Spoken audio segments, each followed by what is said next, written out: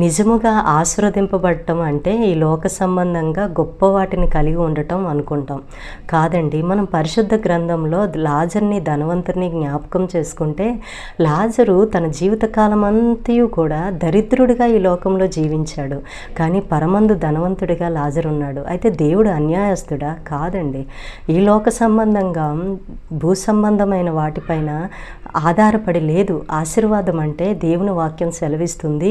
అపోస్తల కార్యాలు 3:26 మనం గమనిస్తే, దేవుడు తన సేవకును పుట్టించి మీలో ప్రతివానిని వాని దుష్టత్వము నుండి మిమ్మును మళ్లించుట వలన మిమ్మల్ని ఆశీర్వదించుటకు ఆయనను మొదట మీ యొద్దకు పంపెను అని దేవుని వాక్యం సెలవిస్తుంది. అవునండి, దుష్టత్వము నుండి మళ్లింపబడుటే ఆశీర్వాదము.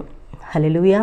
మనం గమనిస్తే యాకోబుని జ్ఞాపకం చేసుకుంటే, యాకోబు ఆదికాండం 28 చూస్తే, తండ్రి ఇంటి దగ్గర నుండి పారిపోయేటప్పుడు యాకోబు దేవుడు దర్శించేటప్పుడు యాకోబు లోక సంబంధంగా దేవుణ్ణి అడుగుతాడు.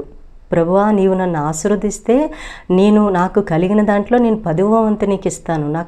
నాకు ఆహారమును ధరించుకోవడానికి వస్త్రమును నీవు అనుగ్రహిస్తే నీవు నాకు దేవుడుగా ఉంటావు అని యాకోబు అంటాడు. నిజంగానే యాకోబును దేవుడు ఆ విధంగానే ఆశీర్వదించాడు. మళ్ళా లాబాని ఇంటి నుండి తండ్రి ఇంటికి ప్రయాణమై వచ్చేటప్పుడు యావదాస్తితో బయలుదేరాడు. కానీ యావదాస్తితో బయలుదేరిన యాకోబు హెబ్బోకు రేవు దగ్గరికి వచ్చేటప్పుడు, హెబ్బోకు రేవు దగ్గర ఇంకా ఏ ఆశీర్వాదం కొదువు ఉందండి యాకోబు జీవితంలో? యాకోబు దేవునితో పెనుగులాడాడు అని దేవుని వాక్యం సెలవిస్తుంది. యాకోబు అక్కడ 32వ అధ్యాయం 23వ వచనంలో మనం గమనిస్తే, యాకోబు అంట తనకు కలిగినది యావత్తు కూడా పంపివేశాడంట. అవునండి, తన భార్యలు, తన పిల్లలు, తనకు కలిగిన యావదాస్తిని కూడా పంపివేసి ఒక్కడిగా మిగిలిపోయాడు. హెబ్బోకు రేవు దగ్గర దేవుడితో పెనుగులాడి, ప్రభువా, నీవు నన్ను ఆశీర్వదిస్తే కానీ నేను నిన్ను పోనీయను అంటున్నాడు.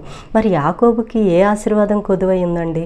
యాకోబు గ్రహించాడు, ఈ లోక సంబంధంగా గొప్ప వాటిని కలిగి ఉండటం ఆశీర్వదింపబడ్డం కాదు. యాకోబు జీవితంలో నిజమైన ఆశీర్వాదము యాకోబు అనుభవించలేదు.